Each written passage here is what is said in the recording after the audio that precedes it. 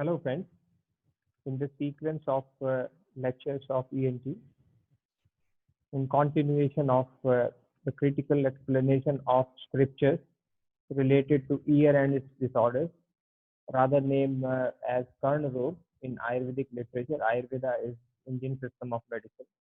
We have gone through some important points of introduction of the Karna Rogas, and we have already discussed the first disorder of Ayurvedic scripture, that is Karna Shul. And in the same continuation, we will go through some four important disorders today: Karnashul, Nad, Badhirya, and Shved. These are four preliminary important disorders of pathology as per Ayurvedic classic literature. We are more concerned about, you can say, about this Shushut Samhita, and let me open. Uh, and the topic, today's topic is Karna Rog, modified, and let me continue with the discussion. In the meantime, I'll open this. So uh, let me open this. So in the classical literature, we have got three important books for otological disorders. The, all of these three important scriptures, we will consider the mention of the Shushut Samhita as our reference, particularly in the case of undergraduation. So either the etiology or nidan, or in the form of treatment, you have to more concentrate upon the Shushut Samhita than on the Charak Samhita and the Sadekar or the Sangrahkar. So you have to know the preliminary differences of opinion which arises in the introduction as well. So we have already discussed Karn Shul, and any student, I'm going to present this presentation in Hindi language. So any student who is having some kind of a problem with the Hindi or understanding the Hindi, then we can also, you can comment in the YouTube channel of the same video, and then I will have the same class of the same topic in English language. So हमने पहले ही कर्ण संदर्भ में हमने पढ़ा, अब जो है हम अगले तीन व्याधियों के संदर्भ में सुश्रुत संहिता का वक्तव्य, द डिस्क्रिप्शन, हम इसके बारे में बात अब आज करने वाले हैं. तो लेट मी संधिपातज कार ने शूल में दोषानुसार कल्पना भी की है, और वातज कफज पित्तज कफज संधिपातज वेद से और आगंतुक वेद से शूल के 5 प्रकार भी बताए हैं. आज की व्याधि जिसका नाम है कर्णनाद. तो कर्णनाद को पढ़ने से पहले I will like to say that Karnanad, let me take a pen to do these things. Karnanad is a classical representation of tinnitus, the class of pathology which belongs to, which deals with, which pertains with hearing of abnormal sounds. Hearing of abnormal sounds is abnormal sounds is Karnanad. This word encompasses, or this is an umbrella term to encompass or to inculcate all the hearing disorders, or the disorders in which the patient hears abnormal sounds, and the sounds which are presented to the patient in this Karnanad is monotonous sound. You have got a white noise sound. A white noise is a single intensity sound. Like the sound, for example, you can observe a sound in between the two FM radio stations. The sound in between two FM radio stations is a white noise, or called as a monotonous sound. It is opposite to the musical sound. Musical is a polytonous sound, which has got all the frequencies, but this Karnanad represents when the sound appreciated by the patient is a single intensity, single frequency, monotonous sound. And the word Karnashved represents when the patient hears a polyphonic sound. A polyphonic is again a multi-frequency sound. So difference between perceptible difference between Karnanad and Karnashved is Karnanad represents a hearing otologic disorder in which the patient hearing only a single type of sound, a single type of a single frequency monotonous white noise sound. Whereas in case of Karnashved, the patient hears a musical sound of a sound, kind of a sound, which is a polyphonic sound. So we have got the word tinnitus represents both Karnanad and Karnashved. So tinnitus is a broad spectrum term, and Karnanad and Karnashved are two aspects of the quality of the sound which are observed by or heard by the patient or felt by the patient. So दो श्लोक के बारे में अगर पढ़े तो सुश्रुत का श्लोक हम लेंगे अंडर ग्रेजुएशन में फाइनल एग्जाम्स में पहले 4 रोगों में शूल नाद श्वेड बाधिर्य में से एक जो है वो फुल क्वेश्चन पे यू कैन हैव एंड आपको ये पहले 4 रोग जो है वो चिकित्सा निदान और क्लिनिकल प्रेजेंटेशन में पूरे आपको याद करने पड़ेंगे श्लोक भी आपको याद करना है ठीक रहेगा क्योंकि इसके बाद आपको एक तो हिंदी लिखने की जरूरत नहीं है बहुत स्टूडेंट जो है वो एक ही श्लोक में श्लोक भी लिखते हैं फिर उसकी हिंदी भी लिखते हैं if you need know the shloka then there is no need to write the transliteration और हिंदी या अंग्रेजी भी लिखने की आपको उसकी कोई जरूरत नहीं पड़ेगी आप श्लोक याद करने से फिर डिविएशन ऑफ द कंटेंट भी नहीं रहता है आप श्लोक आपने लिख दिया तो ऐसा तो कोई श्लोक आपको याद नहीं है जिसका मतलब आपको नहीं समझ में आता हो यूजुअली जो हमारी प्राइमरी लैंग्वेज तो हिंदी और इंग्लिश ही है सभी Ayurvedic students under graduation students Indian system में तो Sanskrit as a primary language तो हमारी नहीं है तो हम श्लोक को पहले पढ़ते हैं और फिर उसकी इंटरप्रिटेशन करते हैं हिंदी में या इंग्लिश में भी कर सकते हैं और उसके बाद ही हम श्लोक को याद करने की तरफ चलते हैं तो श्लोक याद करने का अर्थ यही है कि आप उसका मतलब जानते होंगे ठीक है ना क्योंकि संस्कृत जो है आपकी प्राइमरी लैंग्वेज नहीं है आपकी प्राइमरी लैंग्वेज जो है वो आपकी नेटिव लैंग्वेज हो सकती है कुछ लोग पंजाबी है हिंदी बोलते हैं ज़्यादातर लोग कुछ लोगों की जो है वो डिपेंड करता है वो किस लोकेशन से आते हैं या किस बैकग्राउंड से आते हैं तो कर्णनाद के बारे में सुश्रुत ने लिखा यदा तु नाड़ीषु let me somewhat enhance it okay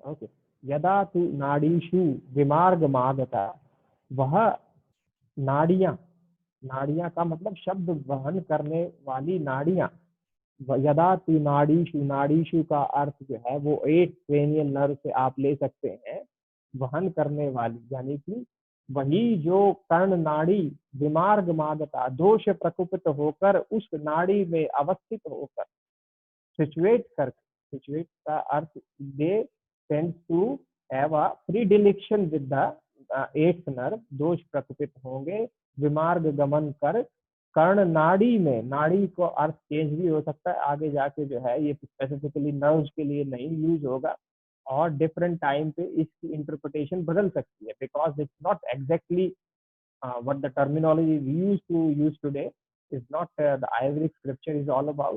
Ayurvedic scripture is about हमारी संहिताएं जो है वो 2 सेंचुरी BC से और 4 सेंचुरी AD तक जो ये हमारा गोल्डन एरा था इसी में लिखी गई है इसी में बहुत सारी संहिताएं और भी लिखी गई है तो इसको आप एब्सोल्यूट मॉडर्न कोरिलेशन अगर करते हैं तो वो अनजस्टिफाइड है क्योंकि वो लगभग जो है आप देखें तो 2000 साल पुराना लिटरेचर है और फर्स्ट लिटरेचर है which is absolutely documented classification is there इससे पुराने और भी लिटरेचर हैं जैसे मेडिकल लिटरेचर है जैसे एब्रस पपायरस है तो इसमें चाइनीज मेडिसिन को भी मानते हैं लेकिन वो इस तरह से classification nomination of the disorder classification of the disorder and total number of the disorders और systematic literature नहीं है एब्रस पपायरस it's like a जैसे पपायरस बोलते हैं स्क्रॉल पे है और उसमें जो है वो इनडिस्क्रिमिनेटली तो ठीक नहीं रहेगा, लेकिन इतनी सीक्वेंस से नहीं लिखा जितना हमारे सीक्वेंस में अध्याय के नाम भी लिखे, और एक साइंटिफिक सिस्टमिक प्रेजेंटेशन जो है आचार्य ने हमको दिया है. So the attribution should go to them because this is the first authentic, clinical oriented, patient observed, and you can say a practical approach to the ear and its disorder. So it is not extensive as the modern literature is. जो Ayurvedic literature है, जो हमारा 20वां अध्याय है कर्ण रोग विज्ञानियम अध्यायम, और 21वां अध्याय उत्तर तंत्र का वो कर्ण रोग प्रतिषेधाध्याय है. तो वो उतना एक्सटेंसिव नहीं है जितना कि मॉडर्न लिटरेचर है, वो तो एवर एक्सपेंडिंग है. लेकिन ये फर्स्ट इंडिकेशन, और जिसको आप कह सकते हैं कि relatively correct at the ground of a patient perception and the clinical approach में आप देखें तो ये एकदम जो है वो सबसे फाइन आप कह सकते हैं, ये वर्णन शास्त्र में करने को मिलता है. So there is no point of absolute comparison between a modern literature and Ayurvedic literature. You have to have that always bear in your mind. Not every disease can be compared with a modern counterpart because they have got a different classification, criteria, nomenclature altogether of naming the disease as the Ayurvedic scripture is. तो इस बात को आपको ध्यान रखना चाहिए. कई लोग जो है वो एब्सोल्यूट कंपैरिजन की तरफ जाते हैं कि इसको करना ही है कंपैरिजन, क्योंकि दोनों को कंपैरिजन का ग्राउंड जो है, लिटरेचर का ग्राउंड अलग है, वो दोष पे आधारित संहिताएं हैं, और मॉडर्न लिटरेचर जो है वो माइक्रोब्स पे, एटियोपैथोलॉजी पे, या और भी फार्माकोलॉजी बेस्ड क्लासिफिकेशन सिस्टम है. तो आपको रिलेटिव कंपैरिजन मिल सकते हैं, लेकिन एब्सोल्यूट कंपैरिजन जो है अगर आप करने जाएंगे तो उसमें श्लोक जो है वो अपने आप को डिफाइंस में चला जाएगा, यानी कि कुछ पार्ट मॉडर्न लिटरेचर के उस डिजीज को सपोर्ट करेगा, कुछ नहीं करेगा, ट्रीटमेंट पार्ट नहीं करेगा, तो उसमें टूट जाते हैं, फिर लिटरेचर टूट जाता है. यदा तु नाड़ीशु, वही नाड़ी जो है वो कर्ण शब्द वाही नाड़ी जो है, ऐसा कंटेम्प्रेरी भी नहीं, उसके बाद सब्सिक्वेंट आने बाद में आने वाले जो टीकाकार थे, टीकाकार का मतलब जो है वो कमेंट्री राइटर्स है, और सुश्रुत पे सबसे इम्पोर्टेंट कमेंट्री जो है वो दल्लण की कमेंट्री है. ये सब आपको पता ही है कि सुश्रुत पे सबसे important most acknowledged commentary is Dalhana. Dalhana की कमेंट्री है, दल्लण की कमेंट्री है, और दल्लण की कमेंट्री का नाम है निबंध संग्रह. निबंध संग्रह. और निबंध संग्रह में जो है ऐसे कुछ इम्पोर्टेंट जो वर्ड्स हैं जिसपे हम फुल्ली क्लियर नहीं है कि इसका इंडिकेशन किसकी तरफ है, तो उसको क्लियर करने के लिए कमेंटेटर्स ने, आचार्य दल्लण ने जो है वो निबंध संग्रह लिखी. ऐसे ही डिफरेंट स्क्रिप्चर्स पे, चरक पे डिफरेंट कमेंट्रीज अवेलेबल है, और सभी आयुर्वेदिक इंपॉर्टेंट स्क्रिप्चर्स पे कमेंट्रीज अवेलेबल है. तो कमेंट्रीज जो है वो it is the main idea is to offer the subject in a more reader friendly manner, और आप शास्त्र को ज्यादा अच्छे से समझ पाए, पर एट द सेम टाइम वो कंफ्यूजन भी कई बार पैदा करती है, क्योंकि एग्जैक्ट जो ऑथर जो है वो क्या कहना चाहता था, वो sometime it can be missed as far as the commentaries are concern. So आपको कमेंट्रीज का केवल रेफरेंस तभी लेना है जब आपको एक तो इम्पोर्टेंट श्लोक कोई पढ़ना हो तब लेना है, या फिर श्लोक में कोई ऐसा वर्ड है जो कि आपने पहले नहीं पढ़ा या पहले नहीं आया. ऐसे बहुत सारे शब्द हैं जो पहली बार यूनिक होते हैं, तो उसमें आपको कमेंट्रीज में जाना चाहिए, और to to have a better picture of what the author is trying to say, आपको कमेंट्रीज की तरफ जाना चाहिए. पर श्लोक भी काफी, श्लोक याद करने से भी बहुत आपको समझने को मिलता है. तो शब्दवाही सिराओं में, इसमें शब्दवाही सिराओं नाड़ियों में दोष प्रपुगित होकर विमार्ग स्थित करके श्रृणोति शब्दान, वो रोगी शब्द विविध शब्दों को, श्रृणोति का मतलब सुनता है, शब्दों को विविध विविध प्रकार के नरह वह व्यक्ति, इसको प्रणादम एनम नाद जानना चाहिए, कथयन की कहता हूँ आमयम च आमयम का मतलब इस तरह की व्याधि मैं कहता हूँ। तो आप देखें इसमें बहुत इटियोलॉजिकल फैक्टर्स के बारे में नहीं बताया है। Let me clear this picture now. तो लेट मी क्लियर सम। तो तो सुश्रुत ने जो कहा, यदा तु नाड़ीषु विमार्गमागतः स एव शब्दाभिभास तिष्ठति शृणोति शब्दान् विद्वान् सदा नरा प्रणादमेनं कथयन्ति च आमयम्।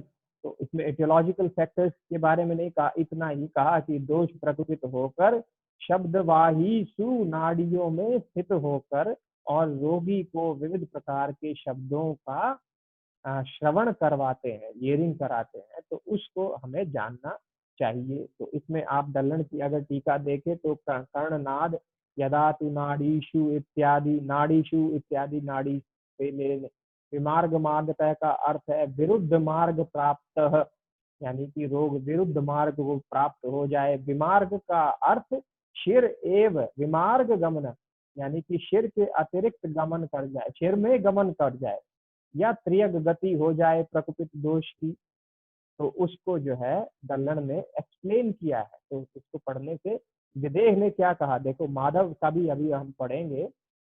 उन्होंने कहा, विदेह ने कहा कि भ्रंगार कि विमार्ग गमन का अर्थ जो है वो शिर प्रदेश से समझा जाए कि शिर में स्थित हो जाएंगे। तो कैसे शब्द होंगे, भ्रंगार, क्रौच या मंडूक या काकियोस तथा, जैसे इन पक्षियों के होते हैं ऐसे ही जो है वो आवाज पेशेंट को सुनाई देगी। तो ये single intensity monotonous white noise, एक ही तरह की, मैंने जैसे पहले कहा, in between the two FM radio channels you can have that kind of a sound, which is the white noise. White noise, जैसे white color represents a single color, तो इसी तरह white noise भी है, वो सिंगल फ्रीक्वेंसी साउंड के लिए word use किया जाता है।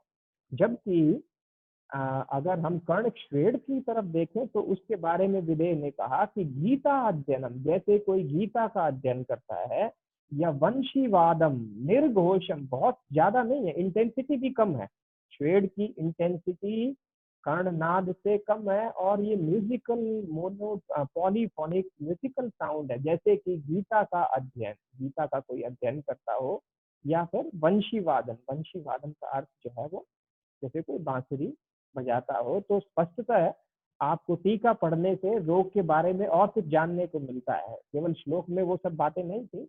हालांकि ये इनका पर्सनल ओपिनियन हो सकता है, ये हमेशा एक थ्रेट जो है वो बनी रहती है कि वो यूजुअली प्रेजेंट करता है, अपने सेल्फ एस्टीम थॉट भी कर सकता है। लेकिन आपके लिए इम्पोर्टेंट श्लोक जो है, अगर उसमें आप कमेंट्री को ऐड कर लें अपने साथ, तो आपको और अच्छे से समझने में जरूर मदद मिल सकती है, इस बात में कोई संशय की बात नहीं। तो उसने कहा कि यानी कि विदेह ने ऐड किया कि गीता अध्ययन और वेणुवादन और सर्प की फुंकार के समान जो है वो कर्ण श्वेड है, श्वेड है, और भ्रमर की गुंजन के समान, भ्रमर की गुंजन के समान, या क्रौच पक्षी के समान, या मंडूक ध्वनि के समान, या कौवे के समान जैसा, या ये सब जो है वो कर्ण, वो कर्णनाद, वो कर्णनाद नाद, वो नाद है। और गीता अध्ययन, वेणुवादन और सर्प की फुटकार, ये जो है वो कर्ण श्वेड है। माधव ने इसको भी अच्छा लिखा है, उन्होंने कहा कर्ण स्रोत स्थिते वाते, वात दोष की प्रधानता से कर्ण स्रोत में स्थित होकर। अब ये ऑब्जेक्शनेबल, आज को बिल्कुल मॉडर्न काउंटर पार्ट से करोगे तो फिर मुश्किल पैदा होती है कई बार। कर्ण स्रोत को एक्चुअली हम किनार लेते हैं, कर्ण स्रोत को जो है, स्रोत को हम किनार लेते हैं, यानी कि एक्सटर्नल ऑडिटरी किनार लेते हैं। कर्ण शशकुली को, शशकुली को, शशकुली को हम पिन्ना लेते हैं, और कर्ण पाली को जो है, पाली को हम लेते हैं लोब्यूल।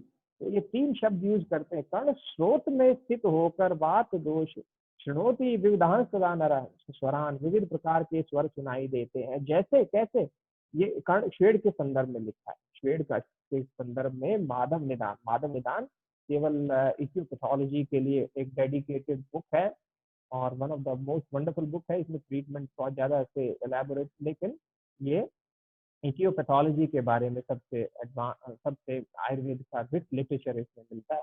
बेरी, मृदंग, शंखा नाम, ये आपको याद करना पड़ेगा कि कैसे शब्द सुनाई देते हैं, बेरी, मृदंग या शंख के जैसे, which is again indicative of a single intensity white noise to the patient.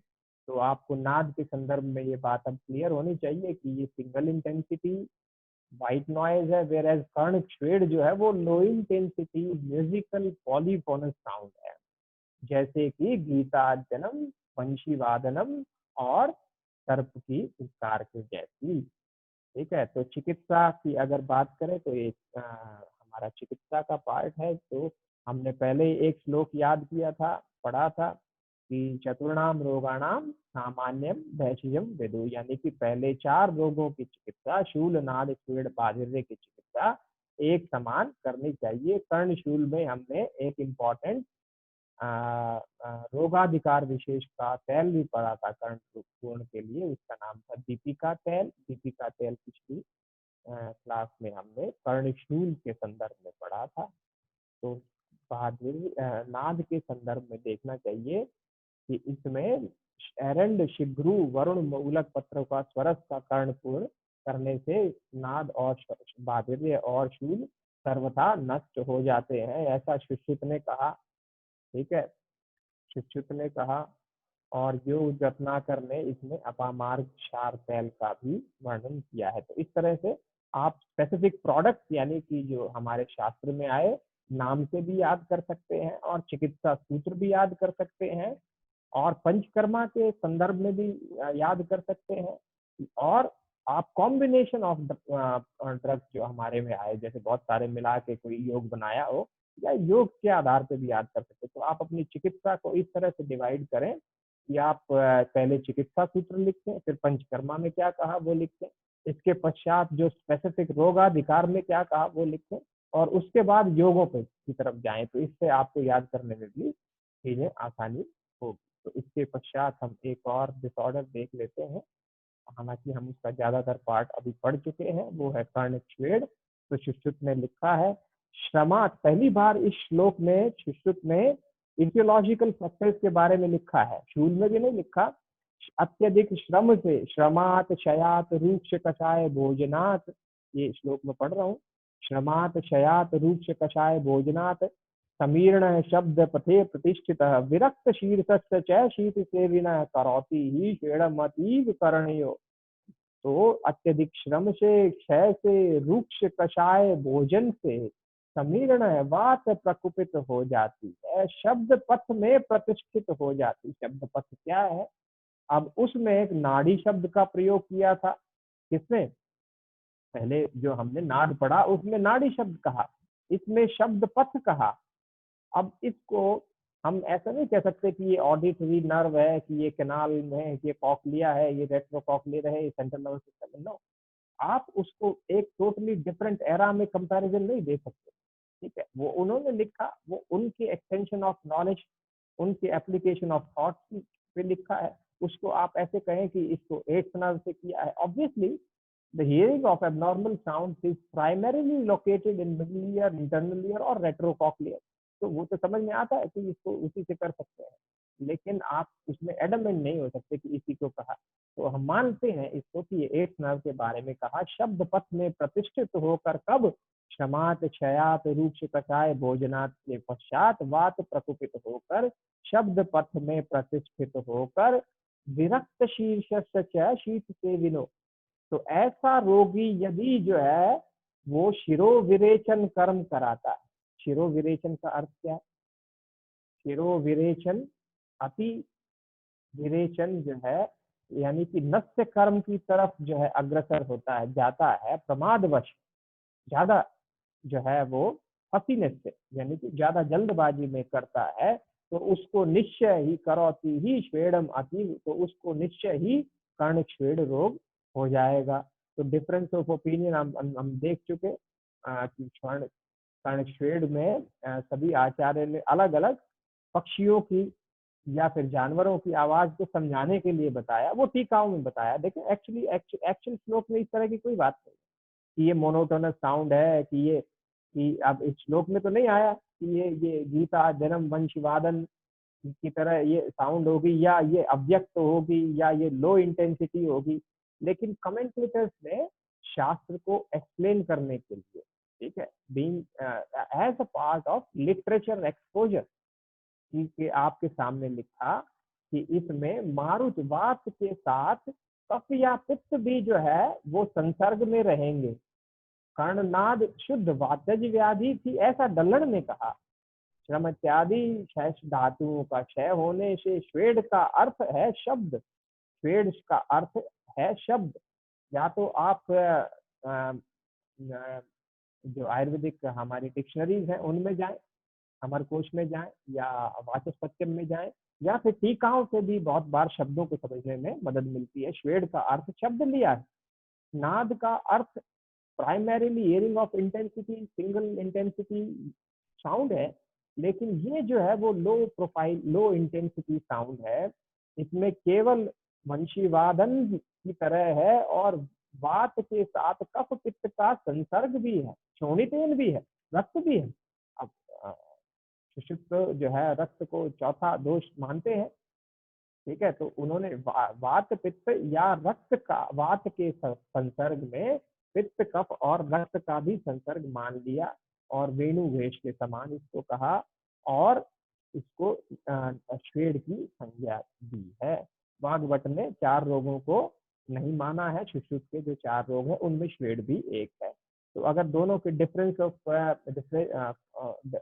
की बात करें, तो कर्णनाद जो है वो शुद्ध वातज व्याधि है, व्याधि है। ये पित्तादि दोषों का संसर्ग भी है। ये बेरी मृदंग शंखा नाम है। ये गीता जन्म वेणु घोषम और निर्घोष है। और ये इसमें चिकित्सा का भी डिफरेंस रहेगा। कंपैरिजन में आपको दोनों में टिनाइटस ही लिखना है, हालांकि उसमें ऑडिटरी हॉल्यूसिनेशन भी आता है जो श्वेड का पार्ट है, क्योंकि musical sound usually classical tinnitus के लिटरेचर में नहीं देखने को मिलती। वो सिजोफ्रेनिया और एडवांस बाइपोलर डिसऑर्डर्स में पेशेंट्स की अप्रिसिएशन हो सकती है। लेकिन फिर भी आपको इसको ऑडिटरी हेलुसिनेशन से नहीं करना है, श्वेड को आपको टिनाइटस से ही कर सकते हैं। ठीक है, चिकित्सा सेम चतुर्णाम रोगाणाम सामान्यम वैश्यम विदु जैसी ही रहेगी, यानी कि चिकित्सा कर्णनाद के समान ही रहेगी। तो आज के लिए इतने पे ही हम खत्म करते हैं। आप please also subscribe my YouTube channel also. Thank you for watching this video. Thank you very much.